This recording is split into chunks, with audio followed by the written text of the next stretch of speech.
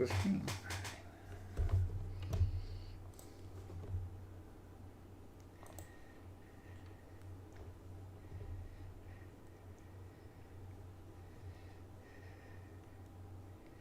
Wave the monsters. Wave the monsters. Wave the monsters.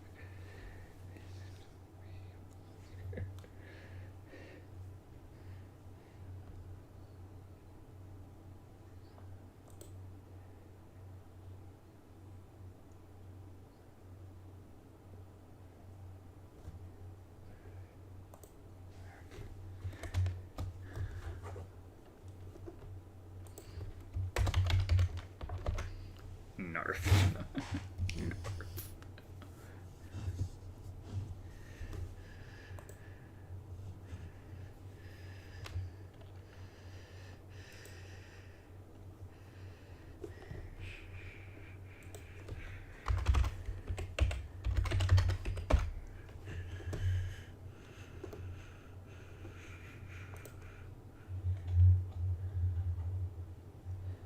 Do-do.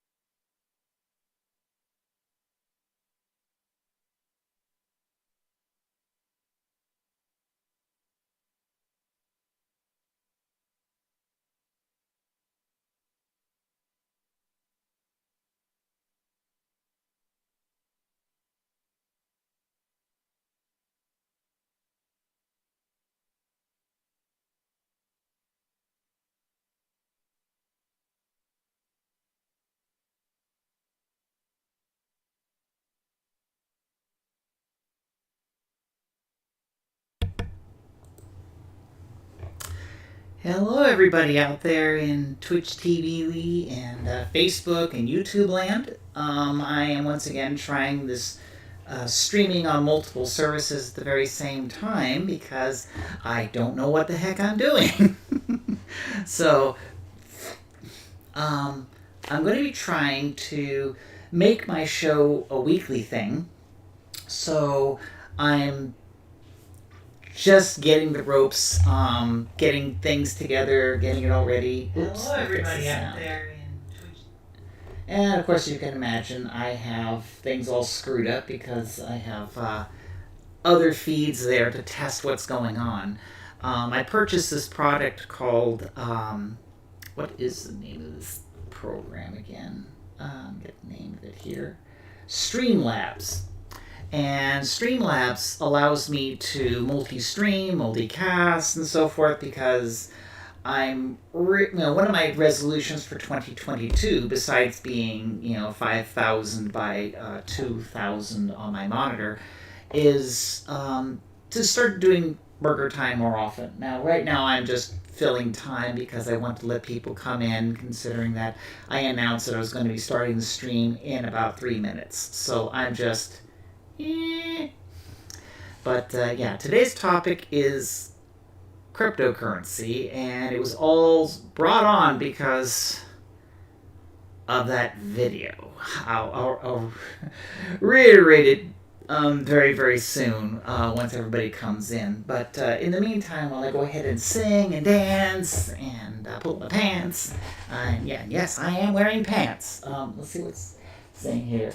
Rebecca from space, let's go! Yes, I know. Gentleman by the name of Ivan Zero wrote that. Now, granted, of course, I have this giant monitor. It's like this wide, so I would be looking over there and looking over here instead of looking at the camera. Peekaboo. Let's see here. Late at night in Colombia. Yeah, you're about an hour ahead. Now, one thing I need to figure out eventually, as one of my followers, Ivan Zero, pointed out, was that I gotta find a good sweet spot for the time that I'm gonna do my burger time.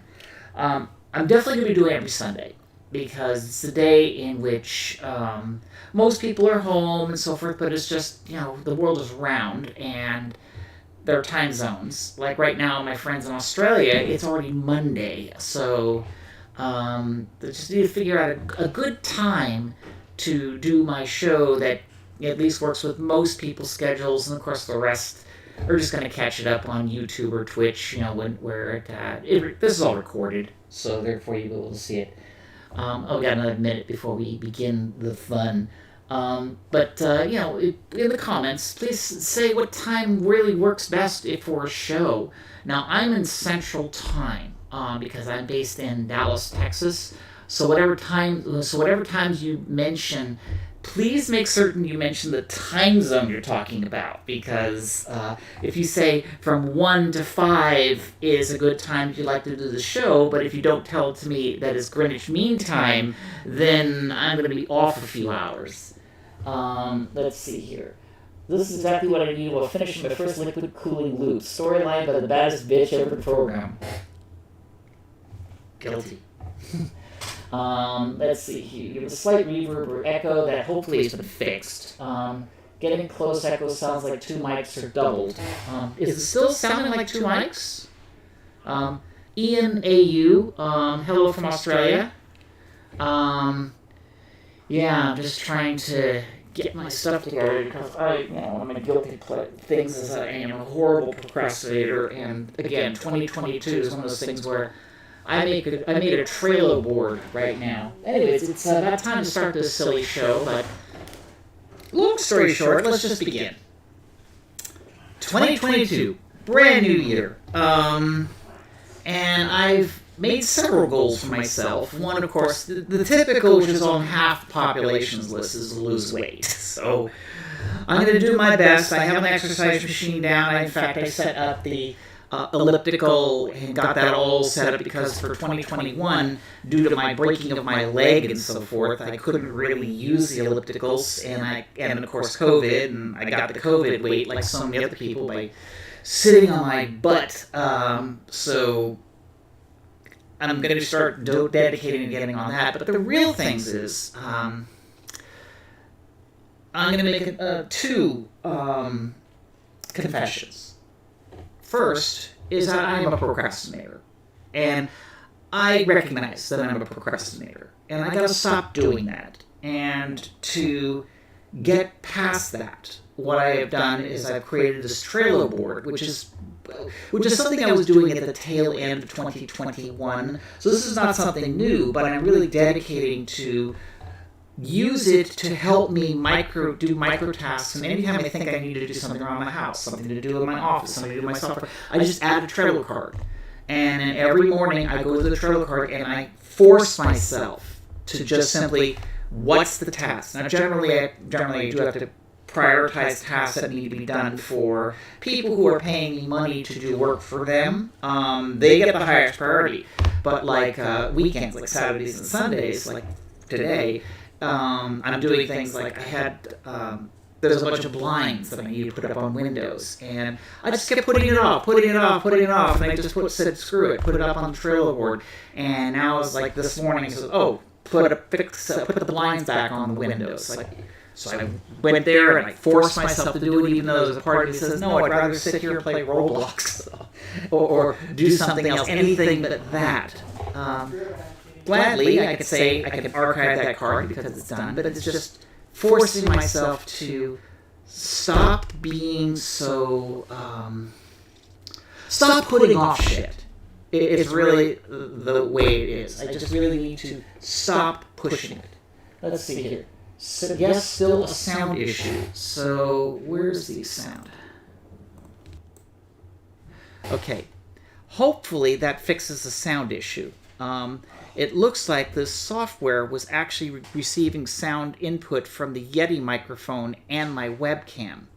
Okay, yep, that was it. Okay, good. All right, thank you very much, everyone out there, for helping me. But again, it's like I'm still trying to master this software, and like anything else, there's trials and errors and screw-ups. Now, the second thing I was going to confess is that I've finally recognized that I'm suffering from imposter syndrome. Now, imposter syndrome, for those who don't know what it is,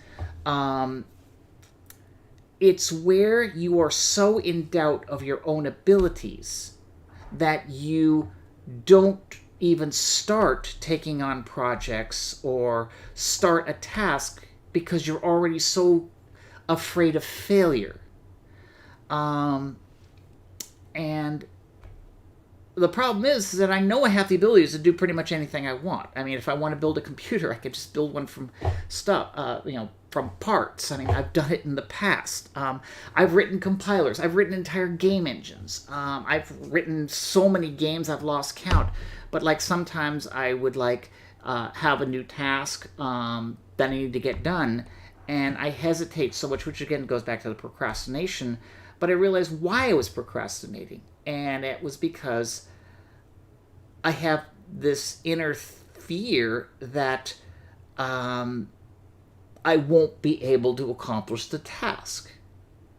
And every time, because now that I've been forcing myself to actually start the task and do it, as soon as I start the task, I realize this is trivial. This is so easy to do. Why in the world was I so hesitant to do the task when it was always in my skill set to do it, but just getting it started? Once I get started on it, then it's just like I bang it out. And it's again back to the combination of the procrastination and the imposter syndrome makes me sit around and push stuff off over and over again. And it's what's causing me to not be as productive as I should be. But I'm working on that. So it's one of those things for 2022 that I'm really going to be working. And these are all self-improvement things, so that I will hopefully have a far better 2022 than I have with 2021. And hopefully there'll be no part of this entire year where I'm rolling down a stairway, breaking my bones, and ending up in a hospital. It's like, ugh. 2020 and 2021 can go burn in hell for all I care. I just hopefully that 2022 will be better.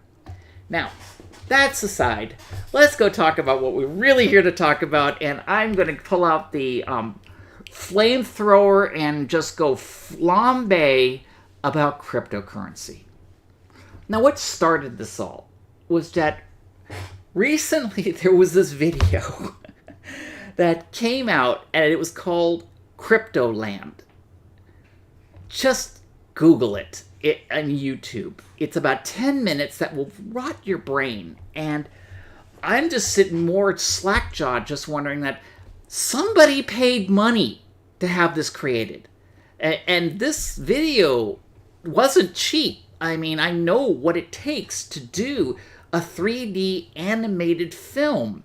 And even though the film itself was badly acted, badly scripted, and even in many cases badly animated, the backgrounds, the models, the sheer amount of scenes, you're still talking a small team of people who all were drawing salaries, because I seriously doubt they found 20 volunteers who would work for approximately a year to do this. So, yeah, so I watched it, and I'm like, what crack were they smoking? I mean, I couldn't tell if it was a parody or if they were actually being serious. And then when I did research on this, they were serious. So, first of all, so many people don't understand what is blockchain. they don't understand what is cryptocurrency. And the so I'm going to go explain it to you. First off, cryptocurrency is at the fundamental electronic credits, which is technically what we've been using now for the past 20 years. Ever since Visa and MasterCard went to electronics and modems, which are around the early 90s, when modems became a thing, all transactions are on credit cards or on digital information. So therefore, like I would go to the store and I would pull out my credit card. I would go to the restaurant, I pull out my credit card. I go to the gas station, pull out my credit card. I so rarely use cash that I actually kind of, I had a friend of mine who went to dinner and a friend of mine said, "Oh, I'll pay with cash." And I was like, "Oh, I almost forgot what it was like." And then he gave me some money. He says, "I can't give you any change because I don't carry any cash anymore. It's all been digital." But so right now, I don't really use cash, but the credits and debits that are used in your bank statements, in your credit cards and so forth, that's all numbers that are tied to American dollars, at least for me. Other countries, it's whatever currency is there, but it's the same concept. You're using digital equipment in order to transact money. That's, of course, currency. Cryptocurrency is essentially the same kind of idea, but instead of having dollars, you're using something. And of course, they call it Dogecoin, Ethereum, Bitcoin. What's his name? John Oliver did a Last Week Tonight episode over a year ago about cryptocurrency. And if you take a moment to watch that, because it also helps a lot in explaining the madness, which is where I'm going to next. So we have a currency. The reason that the United States dollar is the currency of the United States is because it is written as United States law. It's written on the money that states that this note is for all debts it's legal tender for all debts, public and private. And by law, you are to take American currency in order to settle debts between American citizens.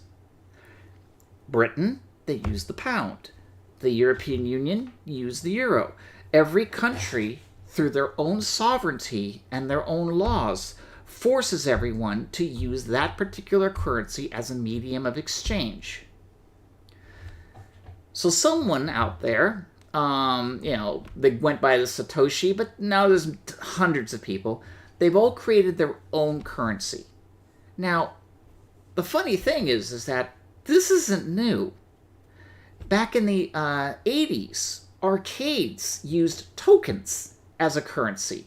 Because what had happened was that when you have all the arcade machines originally just took quarters, the problem is that we couldn't really easily adjust the price, or we couldn't give out extra quarters or stuff like that. Like we couldn't say a special on, you want to play Centipede, you can play 5 plays for $1, but you really couldn't exchange people with dimes and stuff. So what happened eventually was that all the arcades were dispensing their own form of currency. And you would go in, spend your money on the tokens, you get your tokens, and then you use the tokens to play the games. And the tokens, because they are controlled by the arcade, gives the arcade owner the ability to just give out tokens for free as prizes, or on specials you can get 5 for $1 or 6 for $1 instead of 4 for $1, or if it's really an off time, 3 for $1.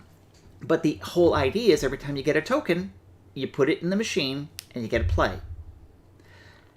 Cryptocurrency is kind of like that, in the sense that I have Bitcoin. You buy it from the Bitcoin vendors, so now they say you have this many Bitcoin. But where do you spend it? I can't, like right now, I can't go to the grocery store and use Bitcoin to buy anything because they don't take Bitcoin. Very, very, very few places actually take Bitcoin. And the main reason is it's volatile. All these cryptocurrencies are basically like trading stock. It's, like when you buy stock in the stock market, it literally is what people who's willing to pay for it, but it has no bearing on reality. Whereas the currencies from countries are usually regulated by their countries to verify that the bills, the value of that currency stays quite stable, and the only thing that really happens is a slow pace of inflation, so that the currency loses a little value over time, which causes the prices to rise. But not like Bitcoin, which one day it's $30,000 a Bitcoin, next is 60,000, and it's back to 30. It's like you can't use that as currency if the coin keeps changing value. That doesn't work. It has to stabilize.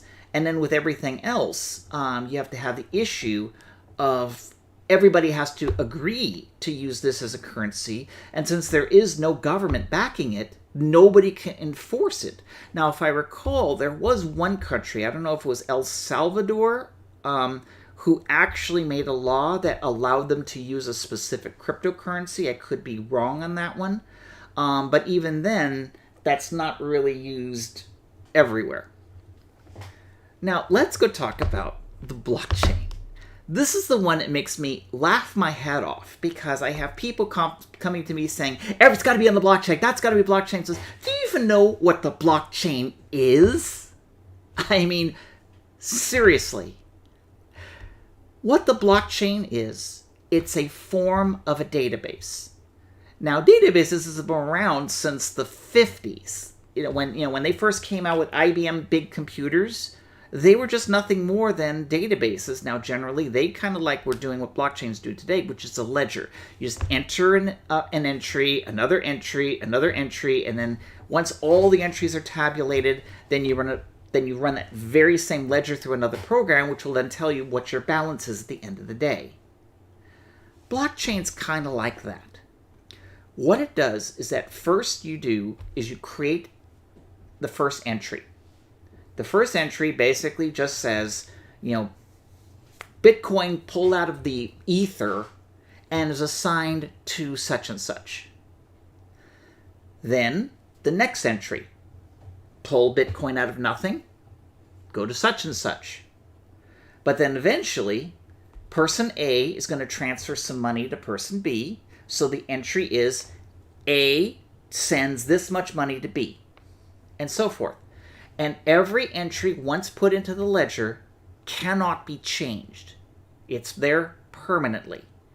And then it just keeps growing and growing and growing as more and more people start buying, they create an identity, which is a unique number. And that's where the anonymity comes in, because it's like I could be number 661252 or whatever, and somebody else. And of course, if anybody's looking at the ledger, they'll say, okay, user number 6651212 did all these transactions, but who the heck is that person?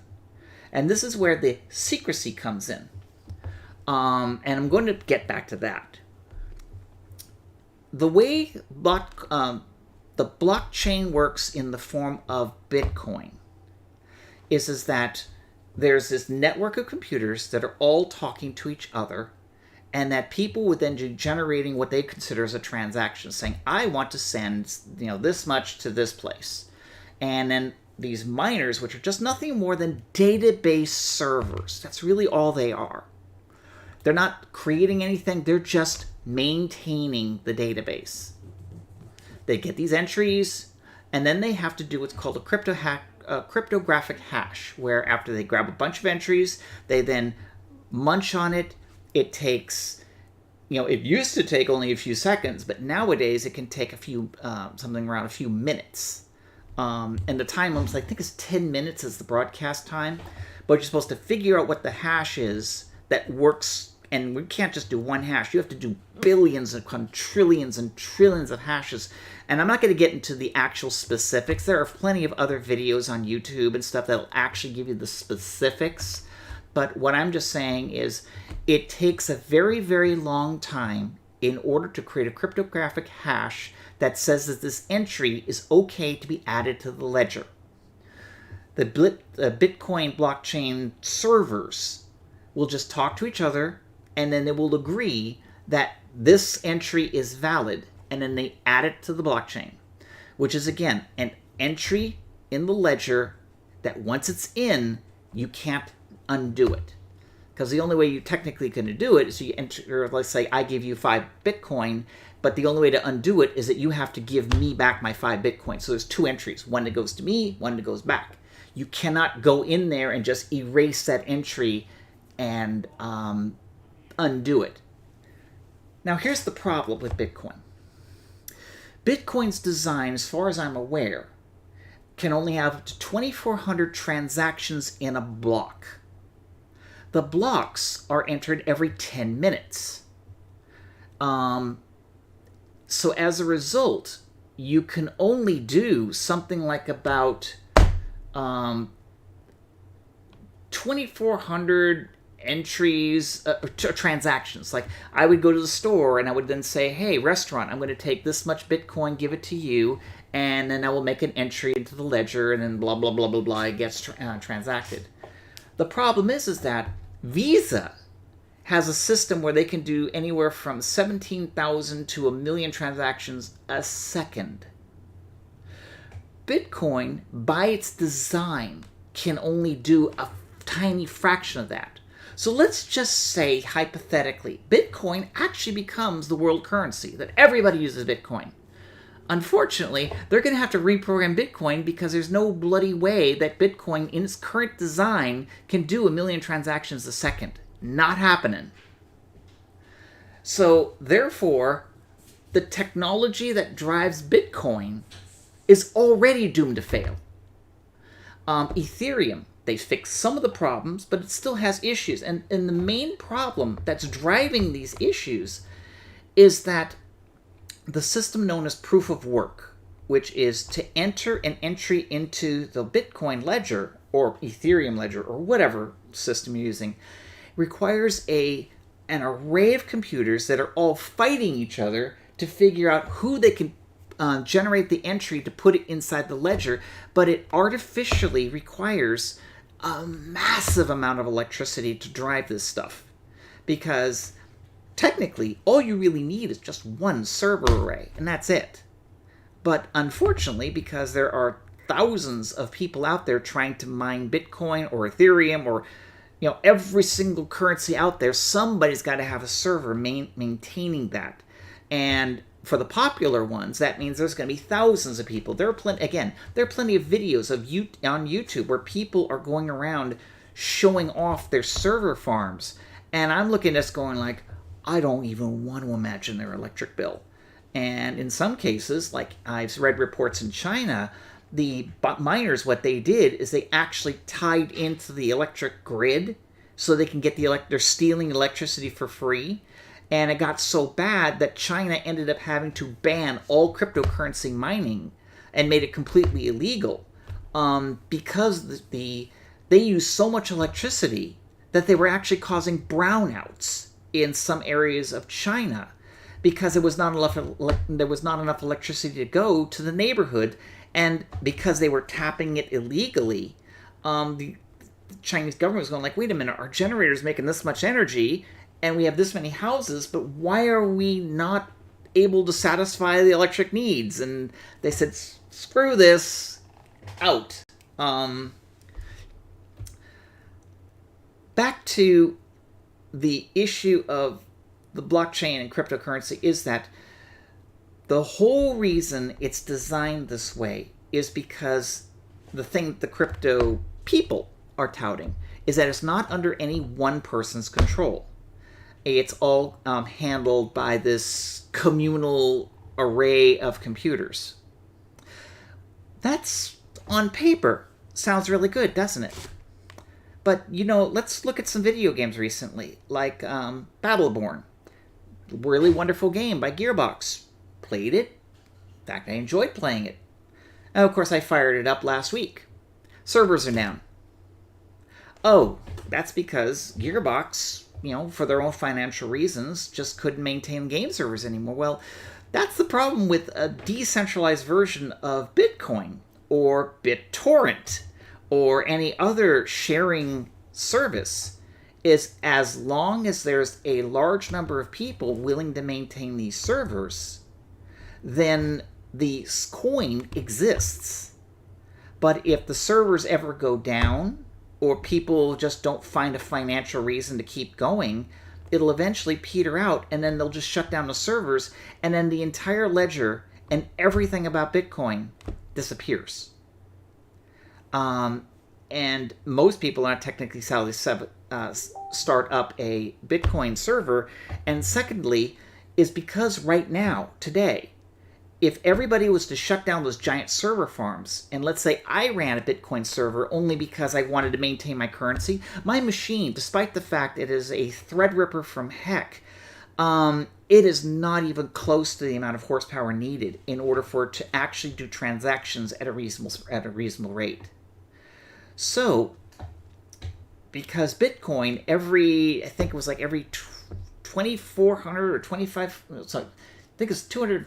That was like 2,000 or something. I'm probably wrong in the specific number, but after every so many transactions, which I think occurs every 18 months, the amount of Bitcoin you get for mining cuts in half, which means that somewhere in the neighborhood of around 15 years from now, that unless Bitcoin is trading at the rate of like about $1 million for a full Bitcoin, it will no longer be economically viable for the people to use supercomputers, those giant server arrays to maintain Bitcoin, meaning that Bitcoin will eventually get so slow and so hard to work that it will just simply implode upon itself. And that, again, is a flaw in its design. So, the cryptocurrency, in its very idea, is just that the thing that makes people crazy about cryptocurrency is that the people who are backing it are the people who want to be billionaires. Because right now we do have a billionaire class. There's people out there who have literally billions of dollars, and either through inheriting it or through hard work, a little bit of both, whatever, they have the money. But because the way things are set up, that it's really, really hard for anybody else to become a billionaire. Because there's only like onesies, twosies of people becoming billionaire. But what if you, let's say, created, Burger Coin? I'll just pull up a server, create Burger Coin, and much like a Ponzi scheme, because I'm the only one who knows it even exists, I will run the server for a while until I get like 5 or 6 million Burger Coin, and I'll just put it in my wallet and not tell anybody about it. And then I will announce the coin to everybody, and then everybody comes in, starts buying the coin and trading the coin. But I already have a lion's share of the coin, so I'm already technically a billionaire. And because I'm the one controlling the initial creation of the server. Now, even though, everybody can download a copy of my server and then make server farms and farm Burger Coin like a Ponzi scheme, because I was one of the people who created an early in, I'm already a billionaire. So, of course, I will do everything I can to hype this up and make it sound like the best thing since sliced bread. But really, I'm just trying to sucker people into investing into Burger Coin or investing into the Burger NFTs, which I'll get to shortly, in the hopes that if enough people adopt this currency, that I will now be the billionaire over all these people. And that therein is the whole reason why there's these several thousand people out there who are constantly promoting these events and their own lingo, like HODL and to the moon and stuff like that. It really reeks to me like going to an Amway convention or a Mary Kay convention, where they just go in there and just try to scare you into thinking that if you don't get in on the ground floor on this, that you will miss out and that you will no longer be among the Bitcoin billionaires or whatever buzzwords they're coming up with. But it all depends on, the only way it succeeds is somehow this currency actually replaces real money. And without the backing of a government, and without the capability of it being able to handle millions of transactions a second. I mean, Black Friday, anyone? Cyber Monday? Yeah, during the most of the year, transactions are not so bad, but during certain times of the year, in certain countries, there's going to be a lot of people who are going to go out and buy their, the Switch 66 or something like that, and they all going to make the transaction right now, and it's already bad enough to get to a website like GameStop to get the latest consoles. Now you have to also worry about the fact that they're using a currency that's already limited in the number of transactions you can do a second. So therefore, it already cannot succeed. But from the people who are creating the coins, they want you to believe it will succeed. That you will believe that you're going to get a Lamborghini, that you believe this, so you invest all your money into this until finally, when the time comes and this whole thing collapses, they'll sell their coins or something like that, and all they need is to make like $50 or $60 million, not $1 billion, $1 million, and they're already set for life. I mean, if you have $50 million in cash, you are freaking set for life. So therein is the issue. Now, because it seems that coins now is no longer as hot as it used to be, the scammers have now gone to two new lows: NFTs and Cryptoland. Let's start with NFTs, because Cryptoland basically is NFTs on steroids. NFT means non-fungible token. The irony is that's the definition of a write-only blockchain or a write-only database. I mean, I could set an SQL server setting up and just make it so that I only do it. Heck, Mac OS has journaling. Most file systems have journaling, in which what you do is that you make a file system entry, and what it does is it adds it to the journal. And then this way, if anything occurs, when you're deleting the file or moving the file, whatever it is, and the power goes out, you still have a journal up to the point that the power failure occurred, so only the last transaction that you were in the middle of writing is destroyed, but the rest of the disk's integrity is fine. So even this write-only journal, or a locked journal, is not even new. This has been around for a very, very long time. But when you do an entry in certain coins, like Ethereum, they have the ability that in addition to putting in entries of user A transfers this much Bitcoin to user B, you can also attach data to it. And the data can be anything. Because, on a computer, data is data, so therefore it's how you interpret it, whether it's a WAV file for music, if it's a CD rip track, a Microsoft doc file for your latest fan fiction story, JPEG, which is where we're getting to. Once the entry is in the database, it cannot be changed.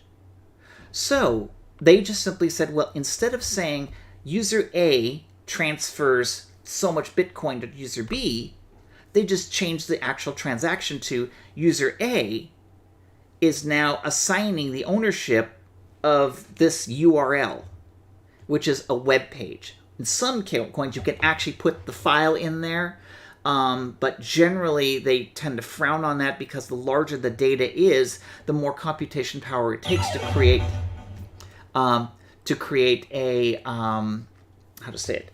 the more computational power it takes to create the cryptographic hash. Because that's, again, more CPU power. Like, let's say you put in a 4 megabyte JPEG and 20 other people put it in this block.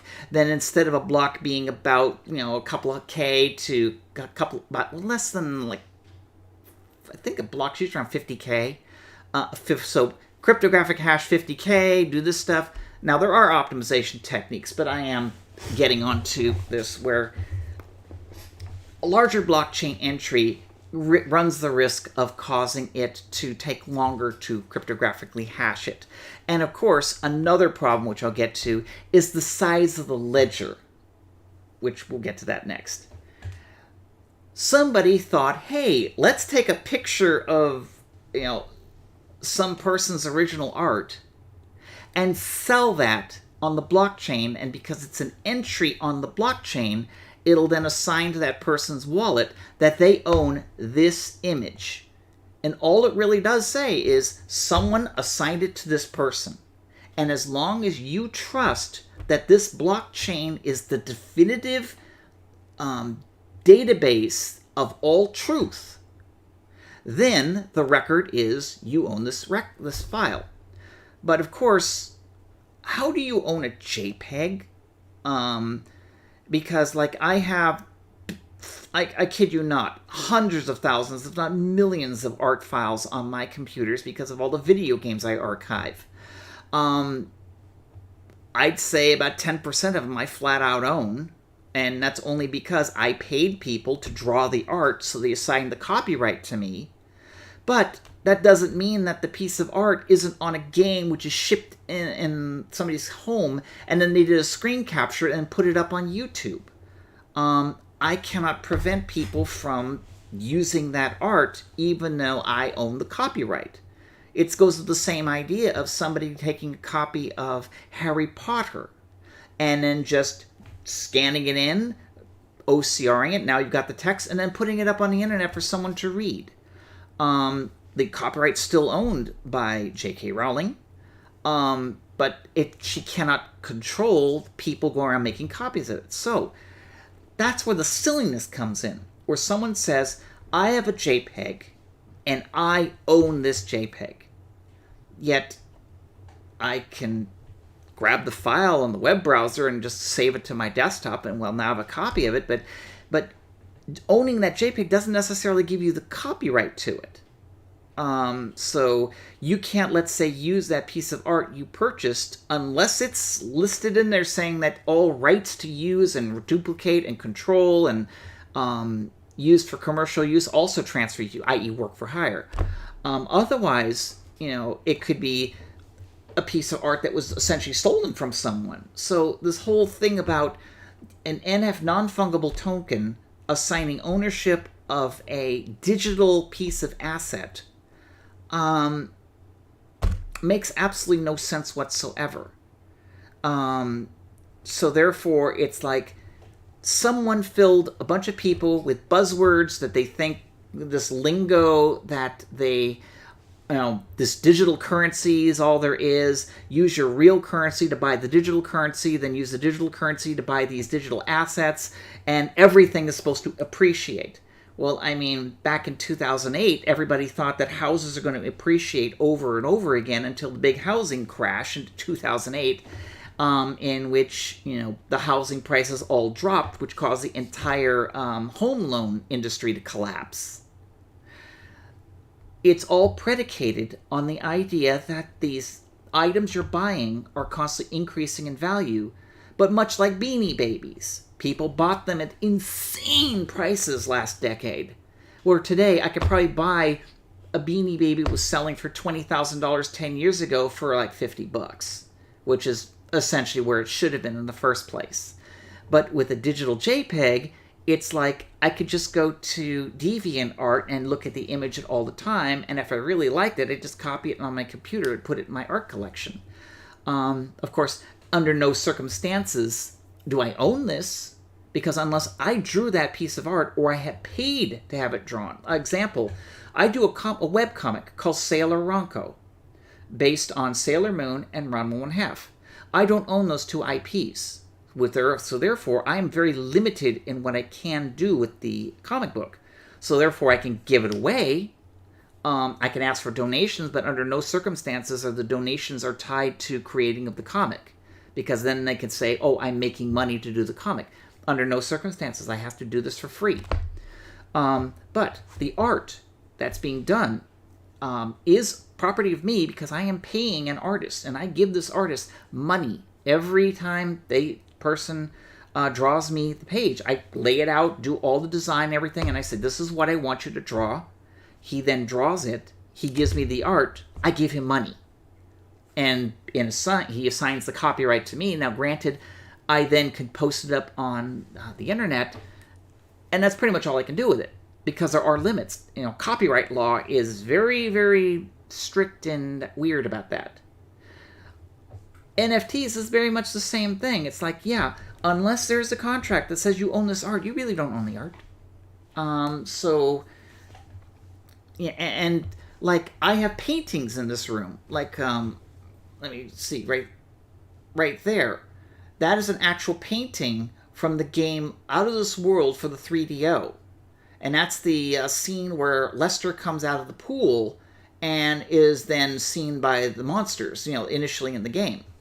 I actually own that painting. That is my painting. Do I own what the image is? No, because the concept of that art was actually done by Eric Chahi of Delphine Software. So, in reality, if I ever wanted to use that particular piece of art in another piece of software, even though I own that painting, I cannot use that image unless I make a deal with Eric Chahi to use it in another product. NFTs are like that. You can own this JPEG. But again, unless the original artists assign all rights to you, which some of them may have, what's the point? Now, Cryptoland. Cryptoland is all this I just told you about. Every bit. From the cryptocurrency to the NFTs. And what is ironic here? It's been done before. Has anyone ever heard of Second Life? Yeah, Second Life. It is an MMO that has been around since the 90s. It's still here. I mean, it's easily 15, almost 20 years old. And the whole concept of Second Life is they have this virtual real estate that you pay rent to so you can own the real estate. And then you can build buildings onto it. And then you use their virtual currency to buy and sell transactions. And I remember friends of mine back in the aughts, the 2000s, were actually making money where they would build skins or they'd be models for other people who would buy it because they would be building a house on the island that they own and have all this stuff in there. And at least people knew what they were getting into. They weren't going around screaming, "To the moon!" all the freaking time. Cryptocurrency is, Cryptoland is essentially Second Life, except, they're full of the crypto jargon, which appeals to the people who are sold on this fantasy that the virtual world and the real world are coming together.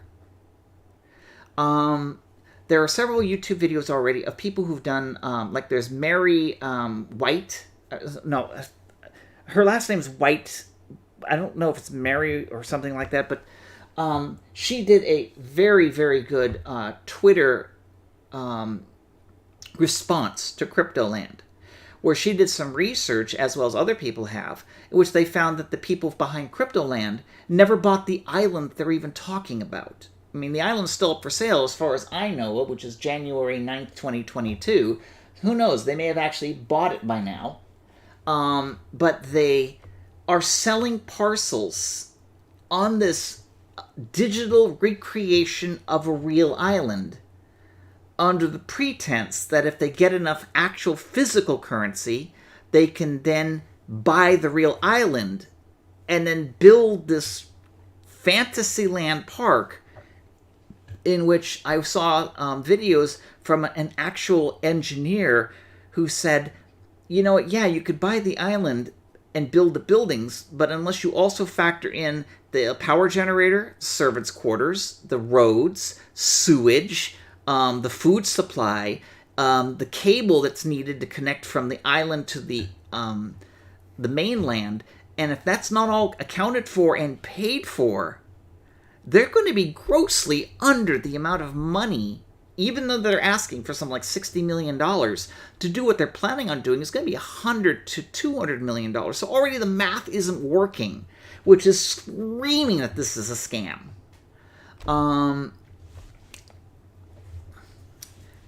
So, after watching that video, it's just one where that these people have decided to move the scam to a new level.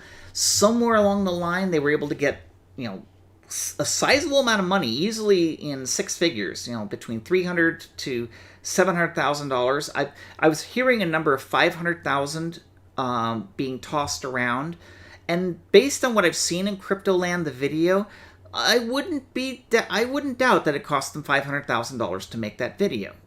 But so they're investing $500,000 to make this video, and then just make a bunch of presentations filled with hype, and hoping that people are dumb enough to invest real money into this dream, in which that's all there is. It's a dream.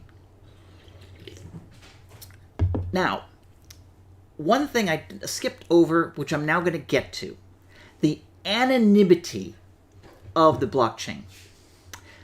It is false. And here's why.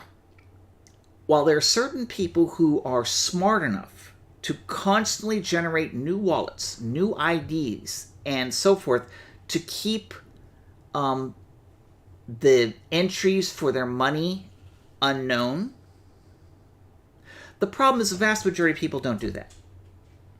The thing is that when let's say I'm going to buy some coin. In order to do that, I need to have an ID. So I have to go on to their service, whatever, get assigned an ID for the blockchain service, so that now I control a wallet which has this number. And of course, because I have my private key, that helps, means only I can authorize transactions to and from this wallet. I then give this wallet number to somebody who then sells me some coin, and all that does is that the ledger says, such and such sent 1 Bitcoin to this ID of a wallet. And of course, the wallet is a file on my computer, which has that number and the private key, and that's pretty much it, because you don't actually have any numbers in your wallet. What it is that the wallet, all you do is just go to the ledger, go all the way down, find all entries that go to and from your wallet, and then by traversing the ledger, it'll then say, oh, after we traverse all the transactions, we now say that Becky has 1 Bitcoin. Okay, so now we know by using my wallet ID number, let's just say it's 6502. So wallet number 6502, somewhere in a ledger, there is an entry from 8086 who sent 1 Bitcoin to 6502, and that is how we know 6502 has 1 Bitcoin. However,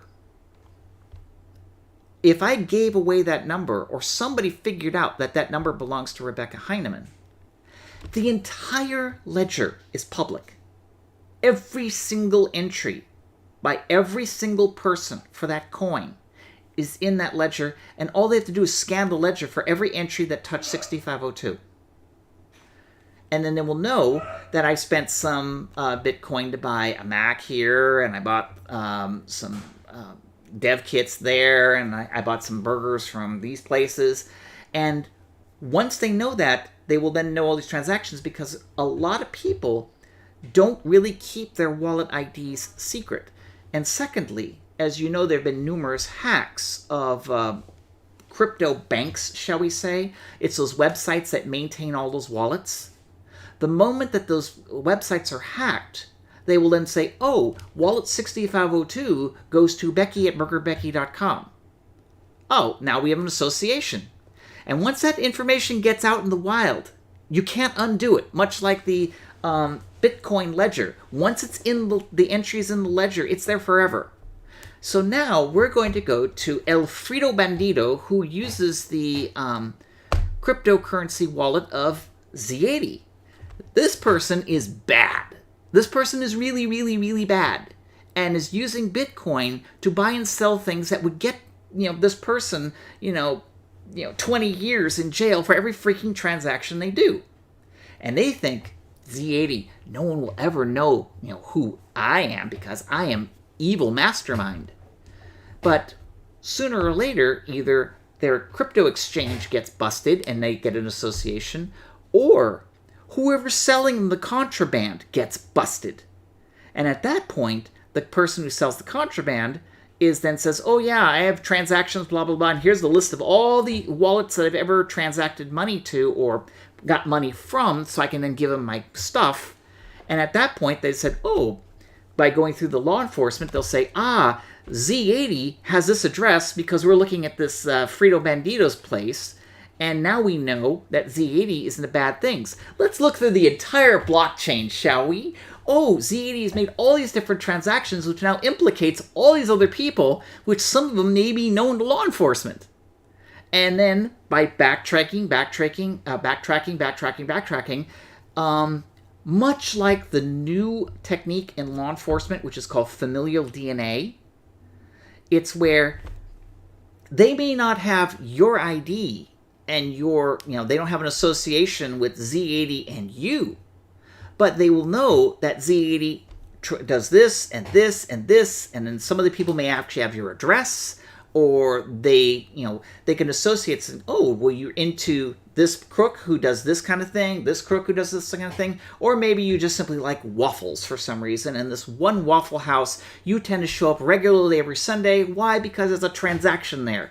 And at that point, they just send somebody to wait at the Waffle House for you to show up to buy your waffles. Oh, now we know who Z80 is.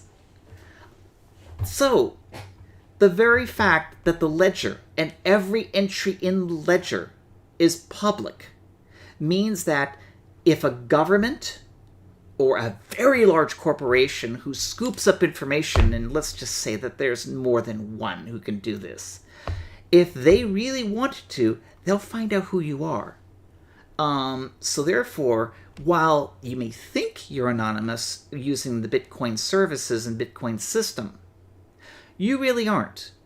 Just like if you use VPNs, what would happen is that, okay, you're scouting the internet and whoever you're breaking into, they check the VPN and they see it. They then figure out who that VPN is.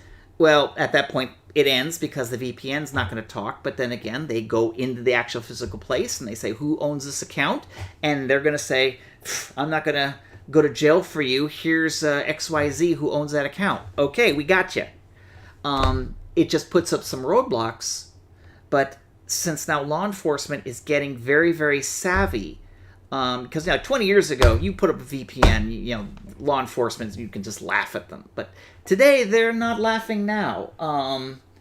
So all these people who are using Bitcoin or any digital currency to cover their tracks, somebody who has got the kind of resources of, let's say, a big cocaine dealer who can then hire a small group of technical experts to hide and obfuscate the money to the point where it's like an Italian meal, they're the ones who could probably stay one step ahead of the law. But for some moron who's sitting in a little apartment somewhere in the middle of nowhere who's contraband he's getting busted because, let's face it, in the dark web, there's plenty of FBI agents that are going out making dummy purchases and then using the mail because physical product has to show up, and then they go to the mail and go ahead and find out where it is, and then once they get that person, they're going to get their computer, they're going to dump everything into it, find everyone they did transactions, add it all together, and then they will eventually find out who you are. So where, like one person here, Revier, writes,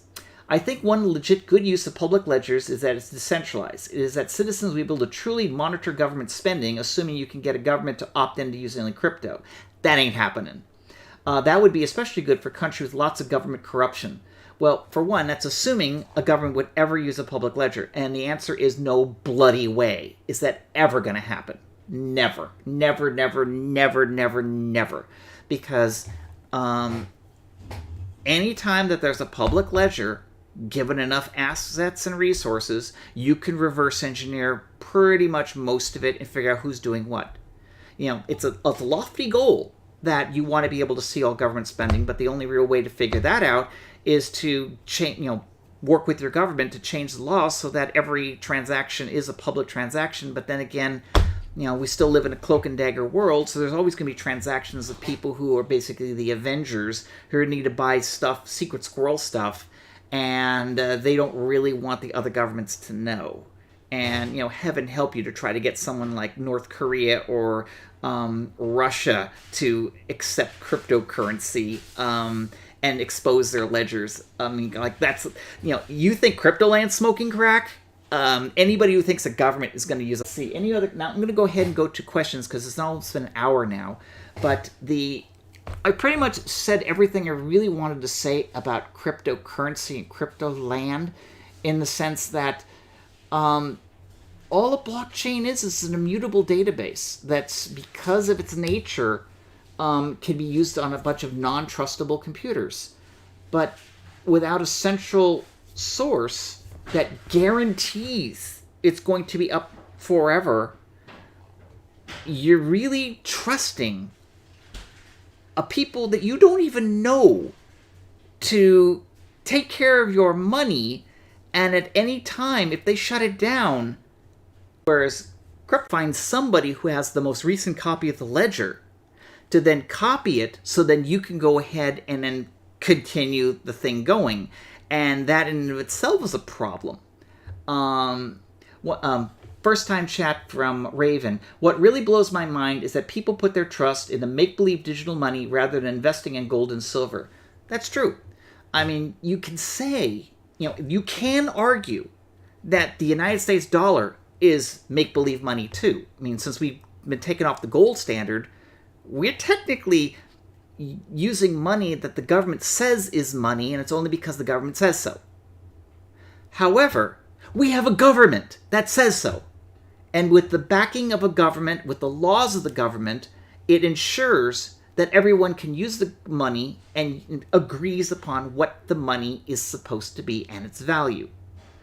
Cryptocurrency is a group of people who you do not know and who may or may not have your best interests at heart, are controlling this entire currency.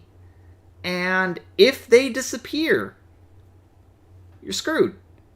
Like, at least if the American dollar was to collapse, well then, it's time to pull up arms and storm the Capitol, like kind of what they did last year. But except this time, if the money's gone, pretty much the entire country will go crazy. But that's, of course, not going to happen, because it would literally take for an overthrow of the United States government and then the new government saying that the United States dollar is no longer valid in order for that type of upheaval to occur, which is, hopefully, will never happen.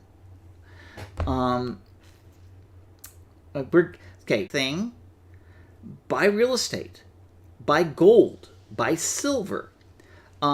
Look at the stock market and look at companies that you feel are going to go up in value, or at least, be stable, like Amazon, Apple, Google. Now, don't take any of this as financial advice. Please do not.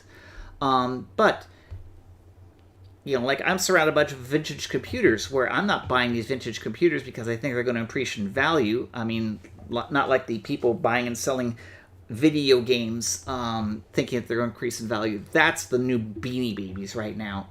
But the thing really is that just simply put your money in standard investments. Get a financial advisor. I mean, that's what Janelle and I have.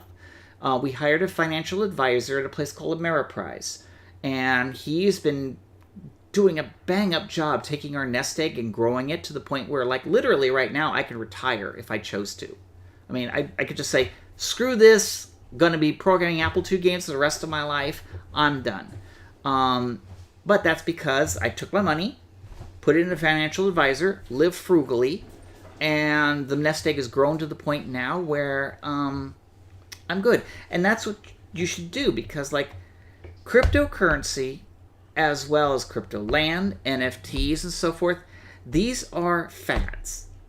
Now, it's possible that you can go there and buy a cryptocurrency, wait a couple of months, it doubles or triples in value, and then you sell it, and then you got the money. However, the odds are pretty darn good that sooner or later, you're going to buy the coin, it'll go up in value, and then tank, and then be gone forever. I.e., stock in Theranos. Because there was a time when people thought Theranos stock was the hottest thing ever, and they put in hundreds of millions of dollars, and now those people just watch the money fly away, never to be seen again. So it's always back to, work with a financial advisor who you trust. Heck, there's even a John Oliver special about fiduciaries and financial advisors. And you should watch that video as well in order to know the difference between the two, because one of them is legally required to look out for your best interests, while the other one is not. Hire the one that's looking for your best interests, because we pay our financial advisor a quarterly fee, and he's not cheap, but he's bringing us far more money from our investments than we're paying him. So it's working. Like Oprah said, buy land, because God ain't making anymore. Yeah, that's very true. Buy land, buy your own home. First thing, buy your own home. Now, granted, right now, it's really hard to buy a home because, again, people are buying and selling homes like Beanie Babies right now. Hopefully, it'll all collapse and the home prices will drop to something normal. Because at this point in time, I really wouldn't be buying a home. Now, granted, if you had a house to sell and you don't mind living in an apartment for a year or two, sell your home, live in that apartment for a year or two, then when the house prices go back down, then buy another home, and with the money that you profited from the selling high, buying low, you will then, come out ahead. But at this point in time, I personally would not recommend buying a home. But then again, talk to a financial advisor. I am not a financial advisor, so I'm just giving you my opinions, and my opinions are basically worth nothing. It's worth the actual value of a Dogecoin, which is, nothing. So, now if people are buying and selling it for real money, and I'm like, okay. I have some cartridges here that, like a Channel F demo cart that, I got it at a JCPenney on the store shelves, and I rescued it from a trash can. Now I see it going on eBay for like $1,500, and I'm like, why? It's just a Channel F cartridge. It's not... whatever. But anyways, let me go ahead and do some QA here, because I am getting ready to sign off. Let's see. John Montz writes, U.S. went from gold back to silver certificate to Federal Reserve note. When it was a silver certificate, you could take you to $1 to the bank, and they would be obligated to give you $1 worth of silver. Yes, that's true. That's when we were on the gold standard, the silver standard, so forth, that's why we have Fort Knox. Fort Knox in the United States is a building that has billions of dollars worth of gold in it. And that money, that metal, it's supposed to be what backed our currency, so that if you took the bill into the bank, they were obligated to give you a gold coin, or the value in gold. But no one actually did that, except some speculators and so forth. So it was like, eventually they said, screw it, let's just disconnect it and just keep the gold in there. And then eventually, as I know, they sold some of it and so forth. The rest of it's like gold that's being stored for other countries. Because, hey, if you're a government or, Goldfinger, and you want to store your tons and tons of gold someplace, Fort Knox is actually quite reasonable. And they charge reasonable rates to maintain that nobody's going to touch your gold until, I don't know, we want to make a coffin out of it so you can bury you in it.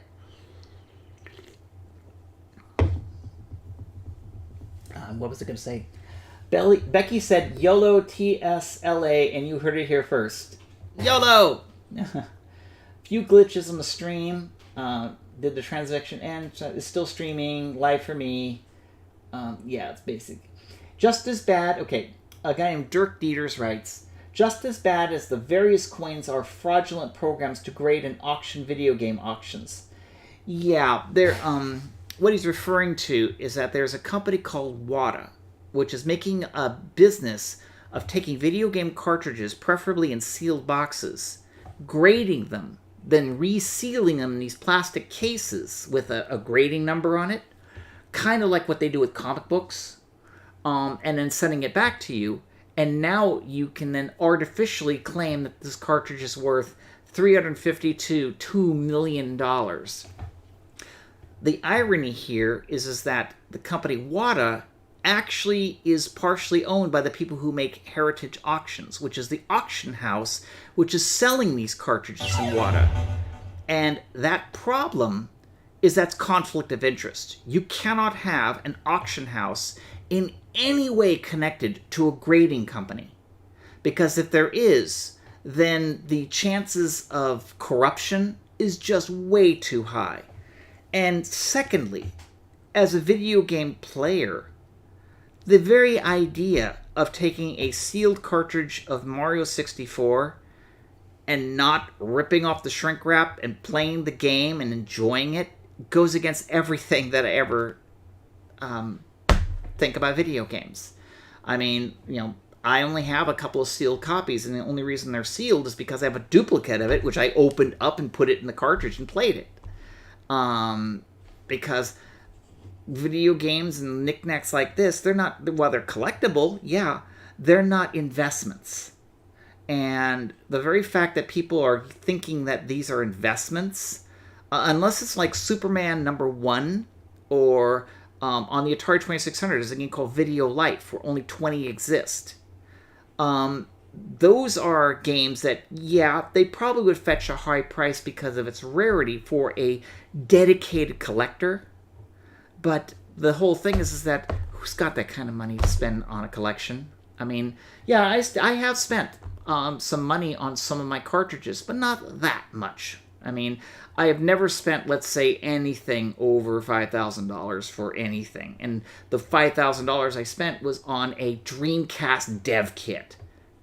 That's something like, okay, I could justify that because A, it is really rare, and B, I'm actually going to use it because I actually have it in a box and I've set it up already. I'm going to set it up again because I want to fire that thing up and do some Dreamcast development. Because trust me, the moment I do announce my retirement, there's going to be a lot of classic gaming come out of me. But the heck, I paid $2,500 for an Atari 2600 dev kit that was used to make games for Parker Brothers and Coleco. And I actually have the letters and the source code and everything for it. And what I'm going to do with this, I already made arrangements. It's going to go to the Video Game History Museum because other than, it's a piece of history. This is a one-of-a-kind item. There is no other like it. And quite honestly, if I was going to use 2600 development, there are actually better development systems than this thing, because this thing was made in the 1980s. So it's really showing its age. But it will make a great museum piece to show off how development was done back in the 80s. So that's where it's going to go.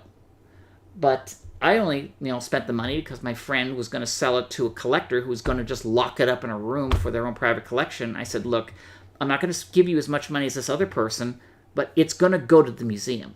And he agreed.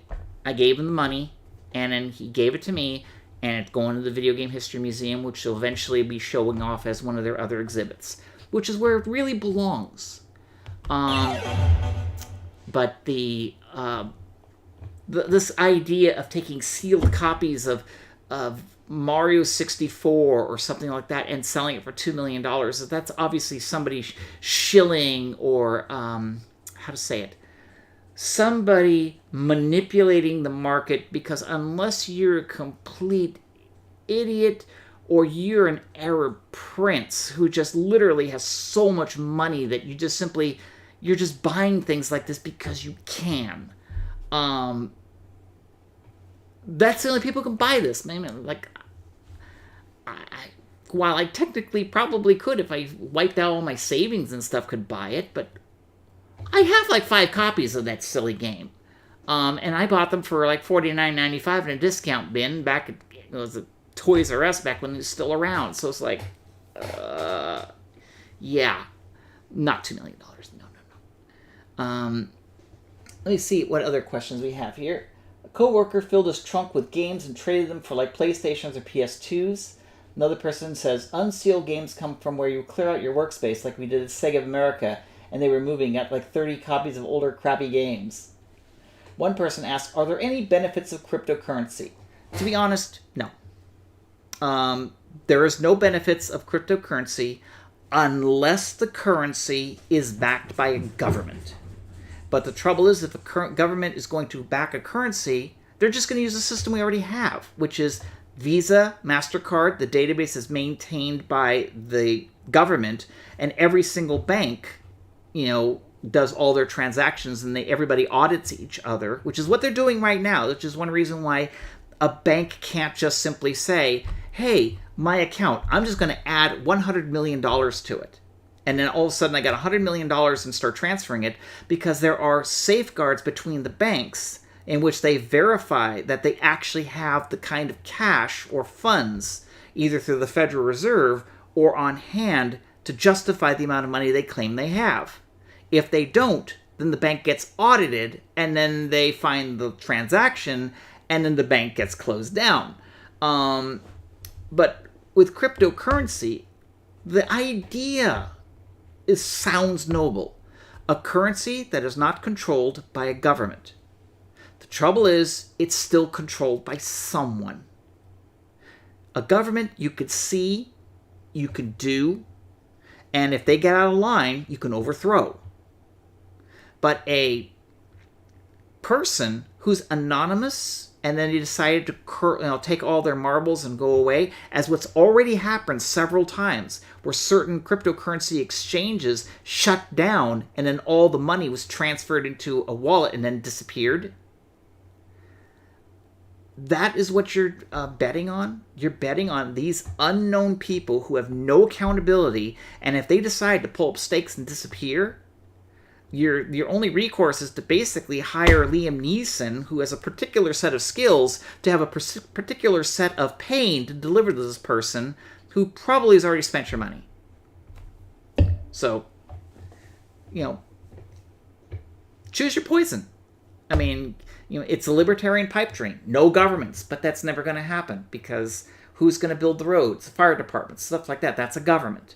So you can't have your cake and eat it too. So this is the ending of my rant for Burger Time, because it has been well over an hour. I hope you can follow me here on Twitch TV, on YouTube, on Facebook. Generally, Twitch TV is the preferred place to follow me. I'm only doing the other ones because it helps bring other people to the channel. You can follow me on Twitter at Burger Becky. If you like Sailor Moon and Ranma 1/2, you can go ahead and read my comic at sailorranko.com, which is SAILORRANKO.com, and it's like 500 some odd pages of manga nonsense that I actually wrote. Yeah, I'm a writer. Go me. And, of course, my company, Old School, OLDESKUUL, both.com and on Twitter. And hopefully I'll be seeing you all next week at hopefully the same bat time. But anybody has suggestions for a different time, earlier or later, please mark it Central Time in the comments below. Take care, everybody, and I hope you have a wonderful